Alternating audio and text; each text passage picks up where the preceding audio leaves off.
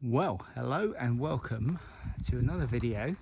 This one is the 1974 Suzuki GT550.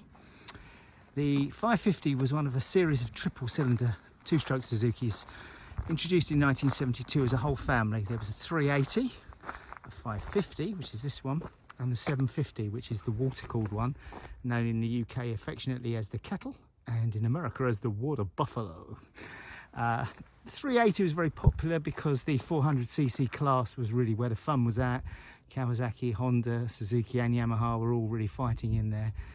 The 750 was popular because of course it was a super bike, it was the biggest one, and so that was competing against things like the Kawasaki 900, which is about to be released, and the already established Honda 754, as well as to some extent some of the British and Italian bikes.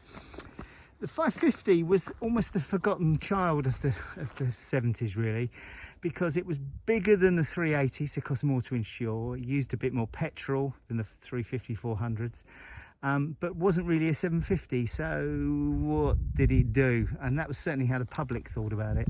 And it never really sold in any great numbers over here. In America, it was very much more popular. And this is actually an American bike that's been repatriated. As you can see, it's air-cooled. It's got 3 cylinders. 1, 2, 3, and two-strokes are notorious for overheating, and so Suzuki introduced this thing in the ram air, which is a shroud over the top. You know, things differ about this. Some people say that it's a complete waste of time and it's just cosmetic. Other people reckon it works really well.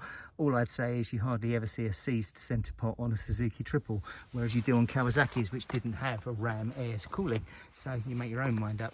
Also had 3 carburettors in there, all the same size, and they're linked so that when you twist the throttle, the linkages, they all go up and down together, which is quite nice, makes it nice and easy. Great big kickstart. Suzuki's always had the best clutch in the world. Automatic oiling, unlike the old 2-strokes of yore. So oil tank here, throttle control pump, and it controlled the amount of oiling went into the bike. It makes it less smoky. Piston ported, so a bit smokier than some, particularly the Yamahas, which are almost smoke-free really. Standard exhaust, which is a great big fat pipe running from the outside to the end. A great big fat pipe running from this side all the way to the exhaust, and then the middle pipe goes under here and it's split somewhere in the middle here, and as you can see it's split so you have 2 pipes on this side and 2 pipes on this side. And Suzuki came up with some old waffle about it improved low-end torque and it made it nicer to ride and whatever. We all know the truth is they tried to make a 3-cylinder bike look like a 4, which was what the Japanese were doing with Honda and Kawasaki.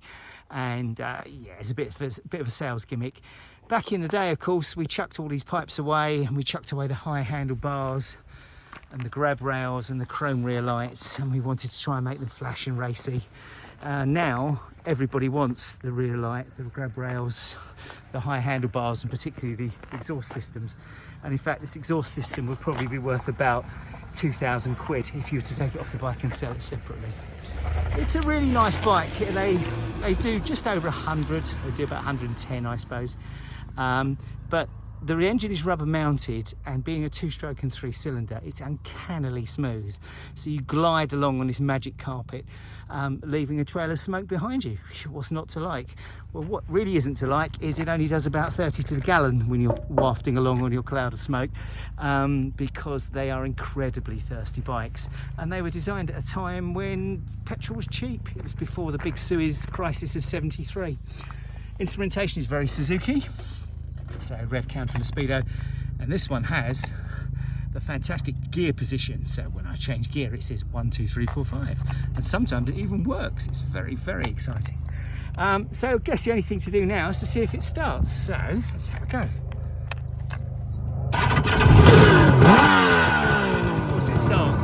Oh, didn't I mention it's got an electric start? Yes! This is a real novelty on a 2-stroke motorcycle because they're very easy to kick over. But hey, this one's got an electric start. Hey, sounds great, doesn't it?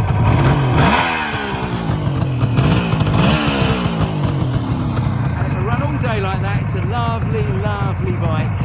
Prices are rising. They're cheaper than the 750, more expensive than the 380, as you might expect. But they very much the sort of unloved child of the 70s, this one, so get them while they're still cheap. I hope you enjoy the Suzuki GT550.